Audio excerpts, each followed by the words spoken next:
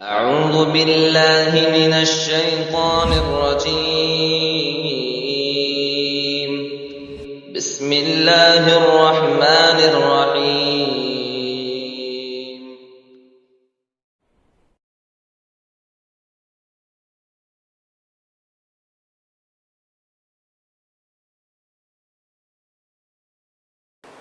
إن الحمد لله نحمده ونستعينه ونستغفره ونعوذ بالله من شرور أنفسنا ومن سيئات أعمالنا من يهده الله فلا مضل له ومن يضلل فلا هادي له وأشهد أن لا إله إلا الله وحده لا شريك له وأشهد أن محمدا عبده ورسوله يا أيها الذين آمنوا اتقوا الله حق تقاته ولا تموتن إلا وأنتم مسلمون يا أيها الناس اتقوا ربكم الذي خلقكم من نفس واحدة وخلق منها زوجها وبث منهما رجالا كثيرا ونساء واتقوا الله الذي تساءلون به والأرحام إن الله كان عليكم رقيبا يا أيها الذين آمنوا اتقوا الله وقولوا قولا سديدا يصلح لكم أعمالكم ويغفر لكم ذنوبكم ومن يطع الله ورسوله فقد فاز فوزا عظيما أما بعد فإن خير الحديث كتاب الله وخير الهدي هدي محمد صلى الله عليه وسلم وشر الأمور محدثاتها وكل محدثة بدعة وكل بدعة ضلالة الضلالة في النار أعوذ بالله من الشيطان الرجيم بسم الله الرحمن الرحيم كل نفس ذائقة الموت ثم إلينا ترجعون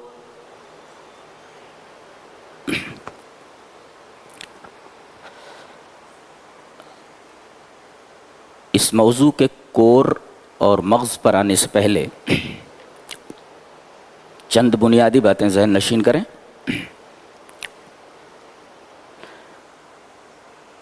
انسان پر جو بھی مصیبت آتی ہے اس کی تین وجہ ہیں. ریپیٹ کرتا ہوں, انسان پر جو بھی مصیبت آتی ہے اس کے تین ریزنز ہوتے ہیں, تین وجہیں ہوتی. پہلی وجہ وما اصابکم من مصیبت فبما کسبت ایدیکم, یہ جو تمہارے اوپر مصیبت آئی ہے یہ تمہارے ہاتھوں کی کمائی ہے. تم نے کرتوت ہی ایسے کیے ہیں کہ یہ مصیبت تمہارے اوپر آتی. یہ تمہارے کسی گناہ کی سزا ہے. تو ایک مصیبت تو آتی ہے جو کسی گناہ کی سزا ہوتی ہے. یہ آیت سورہ شورى کی ہے. سورہ تغابن میں اللہ نے فرمایا ما اصاب من مصیبت الا باذن اللہ, جو مصیبت تمہارے اوپر آتی ہے وہ اللہ کے حکم سے آتی ہے. کیا مطلب اللہ کے حکم سے آتی ہے؟ مطلب یہ ہے کہ اللہ کے حکم سے یہ جو مصیبت آئی ہے اس کا مقصد یہ ہے کہ تمہارے کسی گناہ کا کفارہ ہو جائے.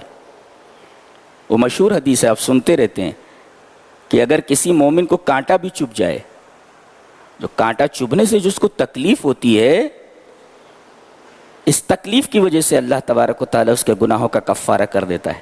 تو ایک مصیبت آتی ہے آپ کے گناہوں کو مٹانے کے لیے آتی ہے. یہ مصیبت بہت بڑی رحمت ہوتی ہے. اور تیسری وجہ اور تیسرا ریزن بہت ہی عجیب ہے, غور سے سنو. اللہ تبارک و تعالی نے کسی بندے کے لیے کوئی اعلیٰ مرتبہ مقرر کیا ہوتا ہے. کیا مطلب؟ اللہ اپنے بندے کو کوئی اعلیٰ مقام دینا چاہتا ہے اور اسے معلوم ہے کہ بندہ اپنے کسی عمل کی وجہ سے اس مقام تک نہیں پہنچ سکتا, تو اللہ اسے کسی بیماری میں مبتلا کر دیتا ہے, اسے کسی مصیبت میں مبتلا کر دیتا ہے. عمل کی وجہ سے اس اعلیٰ مقام تک نہیں پہنچ سکتا, تو اللہ اسے کسی بیماری میں اور کسی مصیبت میں مبتلا کر دیتا ہے. اس مصیبت کی وجہ سے بندہ اس اعلیٰ مقام کو حاصل کر لیتا ہے، اس اعلیٰ مقام تک پہنچ سکتا ہے۔ اللہ، اس کا مطلب کوئی بیماری آئے، کوئی مصیبت آئے تو ہو سکتا ہے یہ مصیبت اللہ ہمیں اس وجہ سے دے رہا ہے، اس مصیبت میں اس وجہ سے مبتلا کر رہا ہے تاکہ اس اعلیٰ مقام کو ہم حاصل کر لیں جو ہم اپنے عمل کی وجہ سے حاصل نہیں کر سکتے۔ بہت گہری بات ہے، شاید آپ نے کبھی سنا ہو۔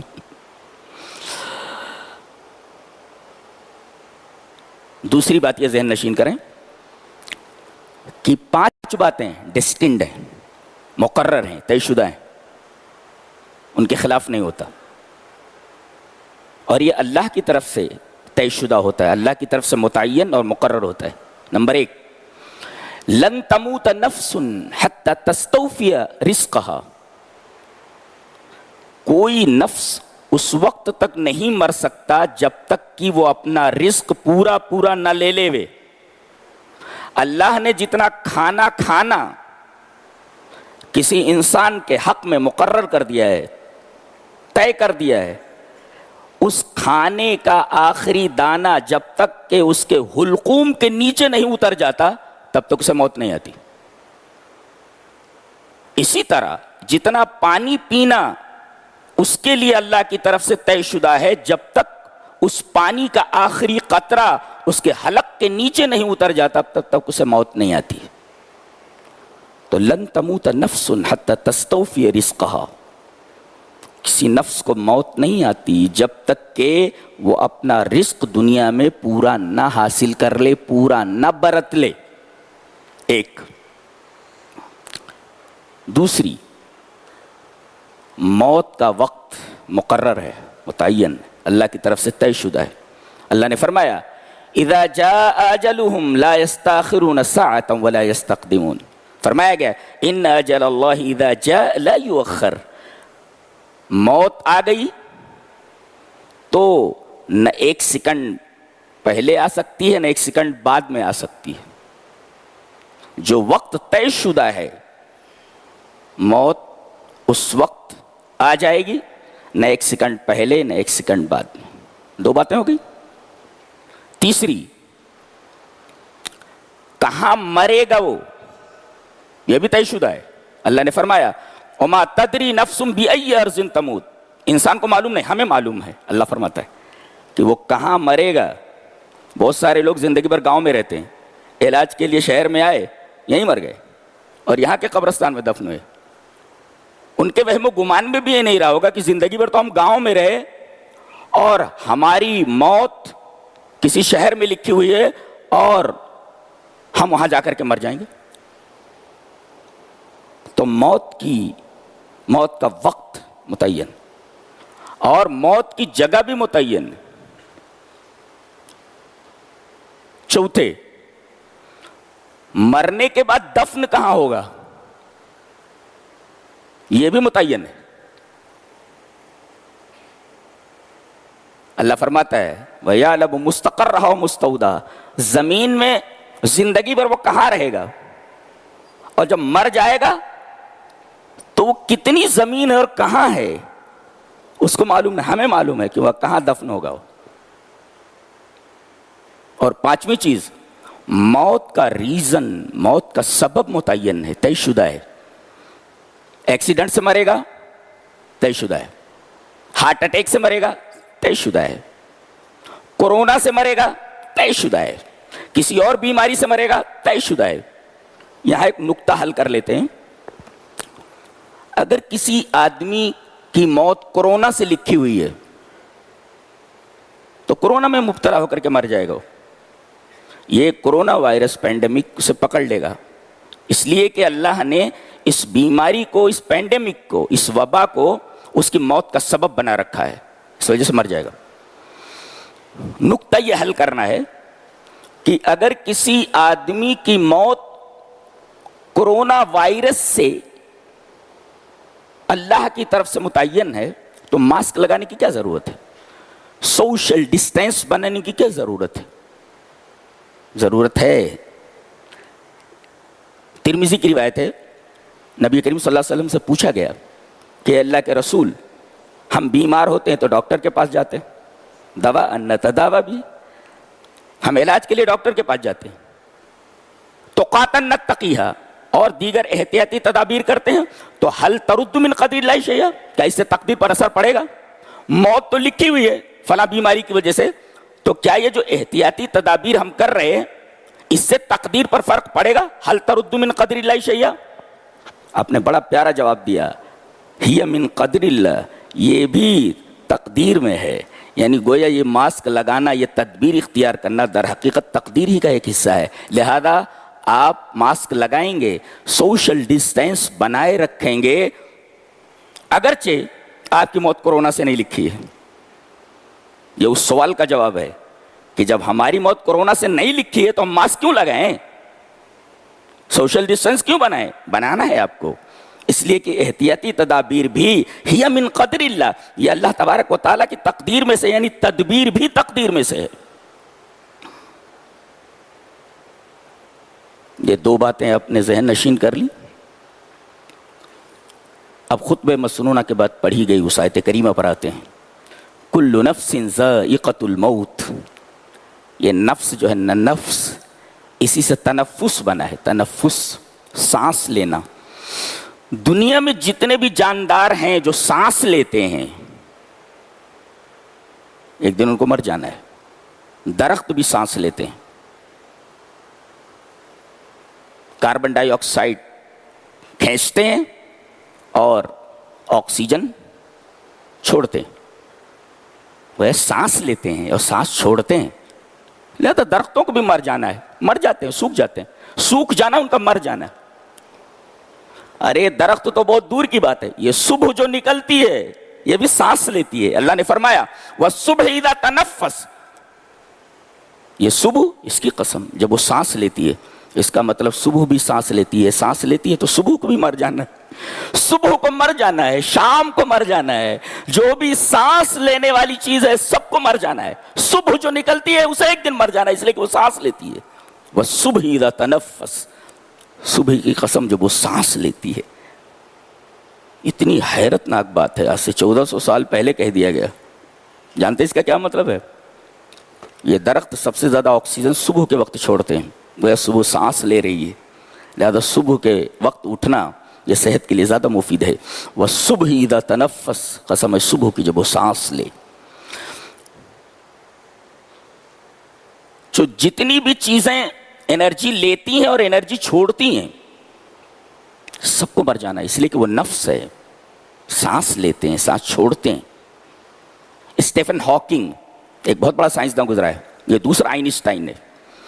آئنسٹائن ایک بہت بڑا سائنسداں گزرا ہے، اور اسٹیفن ہاکنگ پورا جسم اس کا پیرالائز تھا، بہت بڑا سائنسداں ہے۔ یہ دوسرا آئنسٹائن ہے، آئنسٹائن کے درجے کا سائنسداں ہے، مر گیا ابھی حال ہی میں، اور ملحد ہی مرا، وہ ایتھیسٹ تھا، وہ مر گیا۔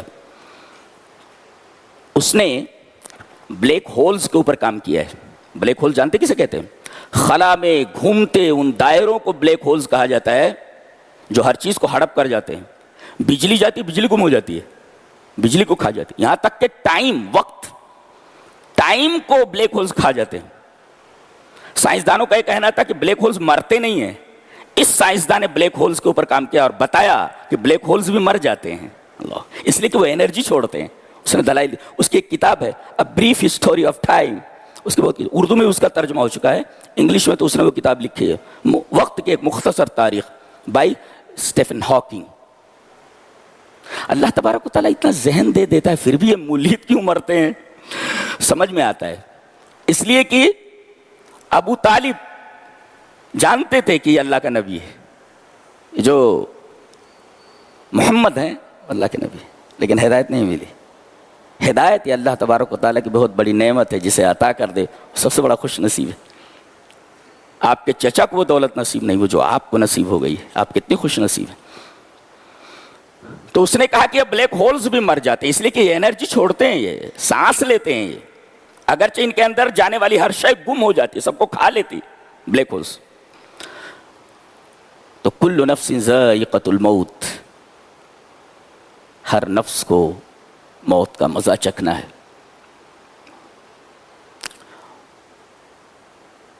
دنیا میں ہر چیز کا ایک ذائقہ ہوتا ہے، ہر چیز کا ذائقہ ہوتا ہے،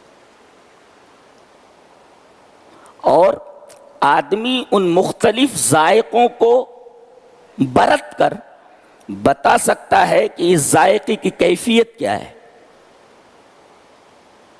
میٹھا ہے کہ کڑوا ہے، پھیکا ہے، تیکھا ہے۔ مختلف قسم کے ذائقوں کو برت کر وہ یہ بتا سکتا ہے کہ اس ذائقے کی کیفیت کیا ہے، اور بار بار بتا سکتا ہے۔ لیکن موت ایسا ذائقہ ہے کہ آدمی ایک ہی بار چکھتا ہے اور بتا بھی نہیں سکتا کہ اس کا ذائقہ کیا ہے۔ اللہ، کل نفس ذائقۃ الموت، آدمی ایک ہی بار چکھتا ہے اور بتا بھی نہیں سکتا کہ اس کا ذائقہ کیا ہے۔ تو ویسے تو دنیا میں مختلف چیزوں کے ذائقے، آدمی بار بار ان ذائقوں کو لیتا ہے اور ان کی کیفیت کو بتاتا ہے، لیکن موت کا ذائقہ اسے بھی آدمی چکھے گا ایک دن، لیکن جب چکھے گا تو اس کی کیفیت نہیں بتا سکتا، اور ایک ہی بار چکھے گا، بار بار موت کا ذائقہ نہیں چکھ سکتا۔ یہ موت کے ذائقے میں اور دنیا کی دیگر چیزوں کے ذائقے میں فرق ہے۔ کل نفس ذائقۃ الموت، ہر نفس کو موت کا مزہ چکھنا ہے، ہر نفس موت کا مزہ چکھنے والا ہے۔ موت کسے کہتے ہیں؟ موت کسے کہتے ہیں؟ موت نام ہے روح کا جسم سے متصل ہو جانے کا۔ روح کے جسم سے اتصال کا نام حیات ہے، اور روح کے جسم سے انفصال کا نام موت ہے۔ یہاں ایک نقطہ اور ملحوظ رکھیں کہ روحیں پہلے بنا دی گئی ہیں۔ جتنے لوگوں کو اس دنیا میں آنا ہے، قیامت تک کے تمام انسانوں کی روحیں پہلے پیدا کی گئی ہیں۔ اس کا مطلب جسم بعد میں بنتا ہے، روحیں پہلے بنا دی گئی ہیں،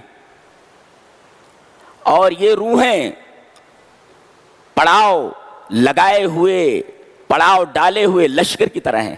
الارواح جنود مجندہ، جیسے پڑاؤ ڈالے ہوئے ایک لشکر ہوتا ہے، ایسے ہی روحیں پڑاؤ ڈالے ہوئے ایک لشکر کی طرح ہیں۔ اس میں ایک روح دوسرے سے ملتی ہے، تعارف ہوتا ہے، ایک روح دوسرے سے محبت کرتی ہے، ایک روح دوسرے سے نفرت کرتی ہے۔ تو روحیں پہلے بنی ہوئی ہیں۔ اب بچہ جب ماں کے پیٹ میں بن جاتا ہے تو وہاں سے اس روح کو، روح پر نمبر لگا ہوتا ہے کہ یہ جسم، یہ جو بنا ہے، کس جسم میں اس کو جانا ہے۔ تو ایک متعین جسم میں ایک متعین روح کو جانا ہے، وہاں سے روح کو اٹھا کر کے اس جسم میں ڈال دیا جاتا ہے۔ ماں کے پیٹ میں 4 مہینے جب گزر جاتے ہیں تو بچے کے جسم میں روح پھونک دی جاتی ہے۔ 4 مہینہ گزرتے ہی روح پھونک دی جاتی ہے۔ اسی وجہ سے 4 مہینے کے بعد اگر بچہ پیدا ہوا اور مرا ہوا ہے تو اس کی نماز جنازہ پڑھی جائے گی، اس لیے کہ روح پھونک دی گئی، وہ زندہ ہے۔ وہ 4 مہینے گزر گئے، 4 مہینے کے بعد اس روح کو اٹھا کر اس جسم میں ڈال دیا جاتا ہے۔ اب اگر یہ 4 مہینے کے بعد مردہ پیدا ہوا تو اس کی نماز جنازہ پڑھی جائے گی، اس لیے کہ 4 مہینے بعد اس کے جسم میں روح ڈال دی گئی ہے، اگرچہ بعد میں نکال دی گئی، تو وہ سمجھو زندہ کے حکم میں ہے۔ مرا پیدا ہوا تو اس کی نماز جنازہ پڑھی جائے گی۔ ایک نقطہ اور یاد رکھیں کہ بچہ جب تک بالغ نہیں ہوتا، اگر بلوغت سے پہلے مر جائے تو اس کی نماز جنازہ پڑھنا جائز ہے، واجب نہیں ہے۔ جی، یہ بھی نقطہ یاد رکھا جائے کہ بالغ ہونے سے پہلے اگر بچہ مر جائے تو اس کی نماز جنازہ پڑھنا جائز ہے، واجب نہیں ہے۔ بغیر نماز جنازہ پڑھے ہوئے بھی اس کو دفن کیا جا سکتا ہے، بلوغت سے پہلے اگر مر جائے۔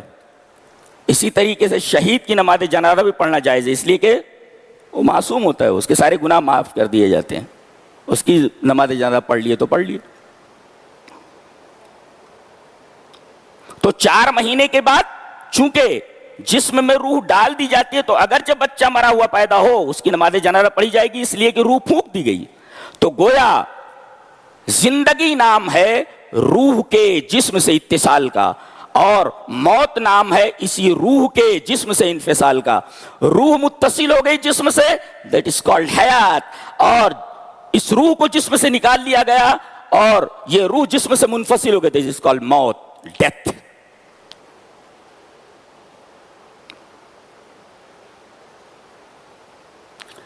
یہ مرنے کے بعد جاتا کہاں ہے؟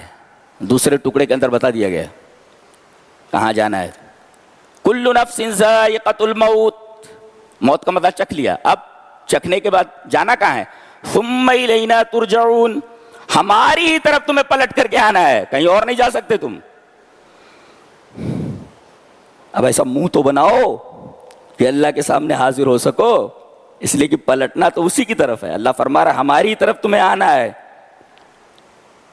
تو ایسا تو منہ تو بناؤ کہ اللہ تبارک و تعالیٰ کے سامنے کھڑے ہونے کے لائق بن سکو، اللہ کے سامنے کھڑے ہو سکو. ایسا منہ تو بناؤ، اس لیے کہ اسی کے پاس تمہیں لوٹ کر کے جانا ہے. ثم الینا ترجعون.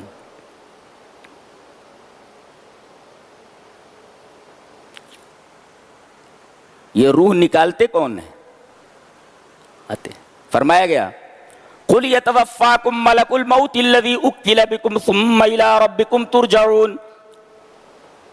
ملک الموت آ کر کے تمہاری روح نکال لے گا اور یہ تمہارے اوپر متعین کیا گیا ہے. فرشتہ متعین ہے، ایک ہی ہے نہیں، اس کے ساتھی بھی ہیں. توفتہ رسلنا، یہ جو ملک الموت ہے اس کے ساتھ اس کے ساتھی بھی ہیں جو آتے ہیں روح نکالنے کے لیے. اگر روح اچھی ہے، نفس مطمئنہ ہے، تو بہت خوبصورت شکلوں میں آتے ہیں اور بڑے پیار سے بات کرتے ہیں، اور اس طرح روح نکل جاتی ہے جیسے مشکیزے سے پانی نکل جائے. اور اگر روح بری ہے تو پھر بہت خوفناک صورتوں میں آتا ہے، آدمی کا پیشاب نکل جائے، خطا ہو جائے، اتنی خوفناک صورت میں آتے ہیں.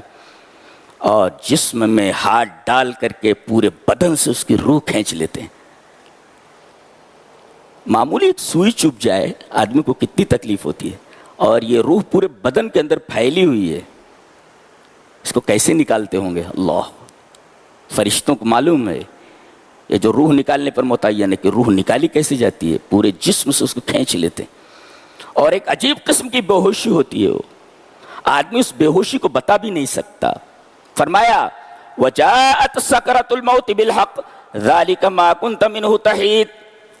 اب موت کی یہ بے ہوشی حق کے ساتھ آ گئی ہے، اور یہ وہی چیز ہے جس سے دنیا میں تو کتراتا پھرتا ہے.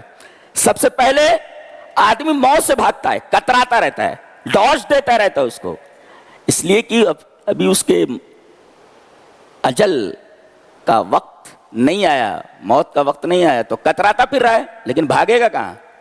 بھاگے گا کہاں؟ موت اس کو پکڑ لیتی ہے، کہیں بھی جا کر چھپ جائے.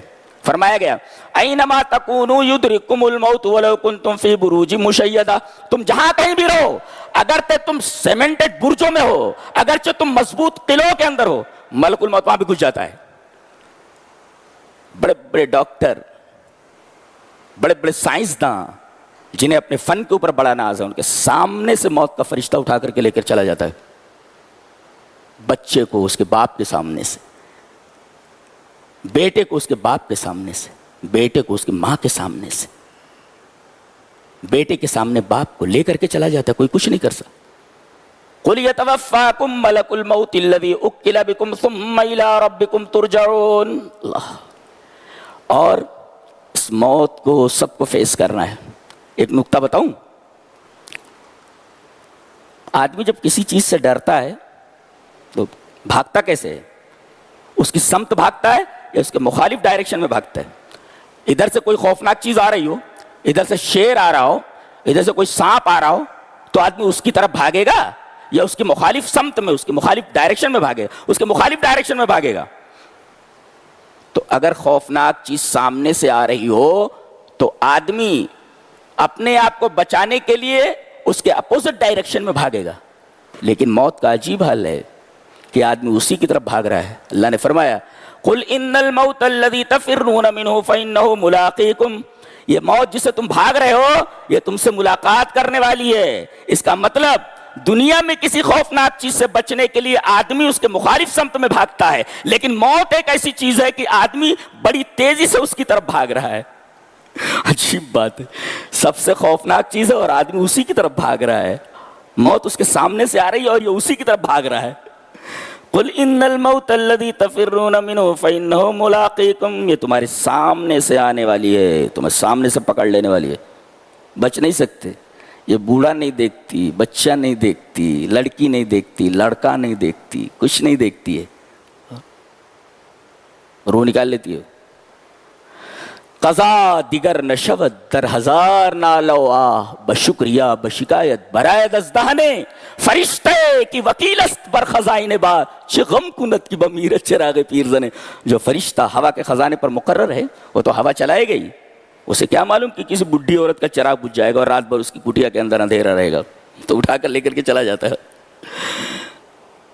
کسی کے اوپر رحم نہیں کرتا ہے، اس لیے کہ اللہ نے جس چیز پر اسے متعین کیا ہے بلا اعتراض کیے ہوئے اور بلا نکیر کیے ہوئے چپ چاپ یہ فرشتے اللہ کی بات مانتے رہتے ہیں۔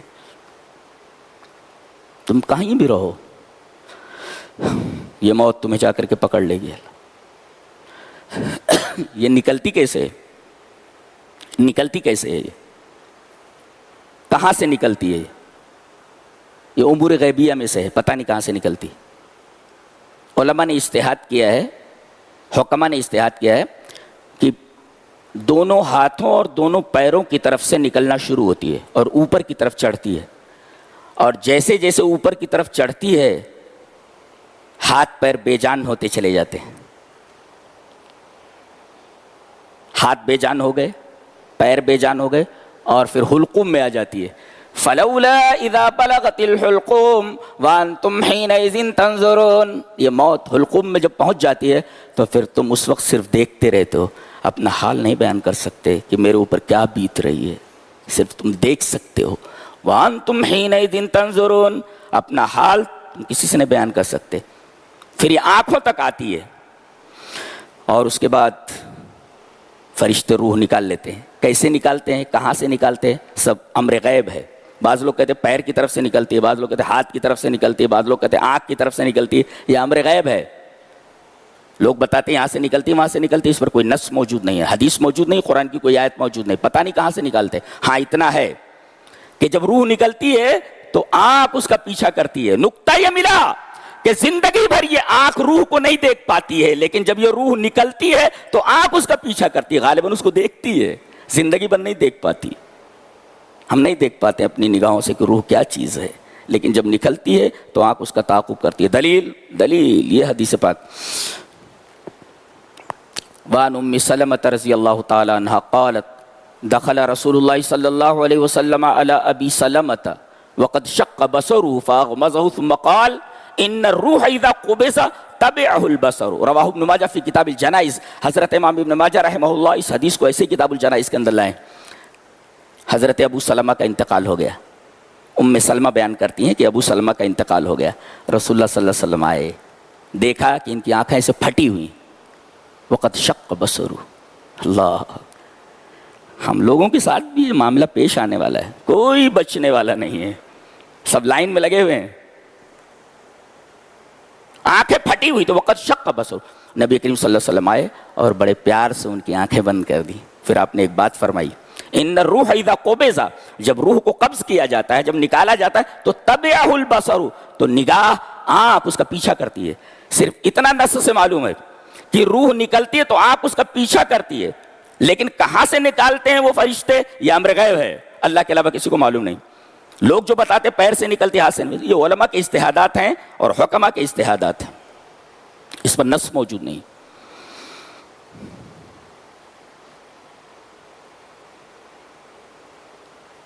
تو نصیحت آخر میں، آئیے نصیحت ایک حدیث میں دیکھ لیتے ہیں۔ حدیث اس طرح، وعن ابی ہریرہ رضی اللہ تعالی عنہ قال قال رسول اللہ صلی اللہ علیہ وسلم اکثروا ذکر حازم اللذات یعنی الموت، رواہ الترمذی فی کتاب الزہد۔ حضرت امام ترمذی رحمہ اللہ اس حدیث کو کتاب الزہد میں لائے ہیں، ترمذی شریف میں، راوی حضرت ابو ہریرہ ہیں۔ حضرت ابو ہریرہ فرماتے ہیں کہ نبی اکرم صلی اللہ علیہ وسلم نے ارشاد فرمایا کہ تم لذتوں کو توڑ دینے والی چیز یعنی موت کو کثرت سے یاد کرو۔ موت کو کون یاد کرتا ہے؟ اور کہا گیا کہ کثرت سے یاد کرو۔ اگر کثرت سے یاد کرو گے کہ ہمیں مرنا ہے اور مرنے کے بعد اللہ کے سامنے پیش ہونا ہے تو تمہارے گناہوں کی شرح کم ہو جائے گی۔ آج ہم موت کو بھول چکے ہیں کہ ایک دن وہ ہمیں پکڑنے والی ہے، ایک دن ہماری روح کو نکال لینے والی ہے۔ ہم لوگ بالکل غافل ہیں، ہے اجل سر پر لیے تلوار ننگی ہر گھڑی، ایک دن تجھ پر بھی اس کا ہاتھ بچ جائے گا، چل۔ تو نصیحت کی گئی ہے اس حدیث پاک میں نبی کریم صلی اللہ علیہ وسلم کی طرف سے کہ لذتوں کو توڑ دینے والی چیز موت کو کثرت سے یاد کرو۔ لذت کو توڑ دیتی ہے۔ آدمی اگر سنجیدگی سے موت کی حقیقت کو سمجھ لے تو دنیا کی تمام لذتوں کو بھول جائے گا، کھانے میں مزہ نہیں آئے گا، عورتوں سے لطف میں مزہ نہیں آئے گا، اس میں مزہ نہیں آئے گا، اس لیے کہ یہ لذتوں کو توڑ دینے والی چیز ہے۔ تو موت کو ہمیشہ یاد کرو، کبھی بھی آ سکتی ہے۔ یہ واحد چیز ہے جو ان گارنٹیڈ ہے، زندگی، اور یہ کبھی بھی آ سکتی ہے۔ اگلے لمحے آپ کو زمین کی سطح پر سے اٹھا کر کے زمین کے نیچے پہنچا سکتی ہے۔ لہذا آدمی توبہ میں تاخیر نہ کرے، اس لیے کہ اگلے لمحے کا کوئی بھروسہ نہیں ہے۔ اللہ تبارک و تعالی ہمیں نیک عمل اور اچھی سمجھ کی توفیق عطا فرمائے۔ وآخر دعوانا الحمد للہ رب العالمین۔